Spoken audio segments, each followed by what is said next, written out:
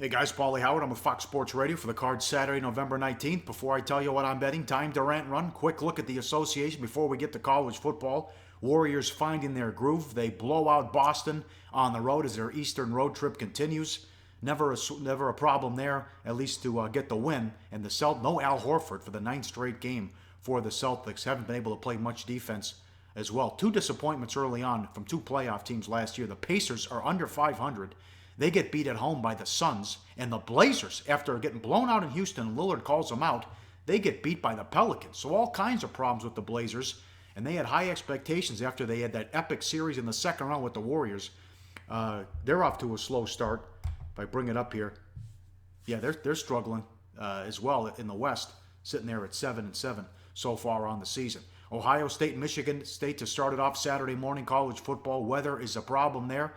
You got cold, rain, and remember this happened last year, same situation. The Buckeyes 17-point favorites, they got beat, although Urban Meyer terrific in revenge games. And I mentioned this when it happened.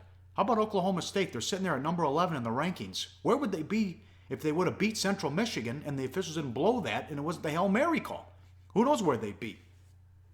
But that's coming back to bite them as they're in TCU coming up Saturday afternoon. Washington State at Colorado. Malinsky broke this down beautifully. What's Washington State playing for? Game means nothing. It comes down to Friday, the day after Thanksgiving, in the Apple Cup. That'll decide the game against Washington if they're in the Pac-12 title game. And wait a second here. Colorado's 10th. Washington State ranked team. Then they play Utah ranked team. They could get Washington in the Pac-12 title game. Where would you put a two-loss Colorado if they're Pac-12 champs with the losses at Michigan and at USC and the backup quarterback play? See how the committee handles that if Colorado's able to run the table. We'll see how Leach handles that game coming up Saturday afternoon. And Bedlam, not Bedlam, that's coming up. But Oklahoma and West Virginia, well, we'll be Bedlam because as Malinsky points out, they will be tanked up. The blood alcohol level in Morgantown burning the couches. Oklahoma on the road. West Virginia hasn't been able to beat them since they joined the Big 12. That's a marquee game coming up Saturday night. Time to tell you what I'm betting. 3 big feature pro picks up at pregame. Steve Merrill, his Saturday best bet, his biggest bet is up there over my shoulder. And Dave Essler, game of the year in college football. You want to get on board with that? Jump on the train with Dave. That goes today. And American Athletic Conference game of the year for Goodfella. 3 picks you got to have over my shoulder up at pregame. We have an NFL game that's up Sunday, a 2-star play. Good stat. Good write-up from the pro on this one. We look to make it 6 out of 7 in the NFL. That's available for $20. Handicapping the Cappers.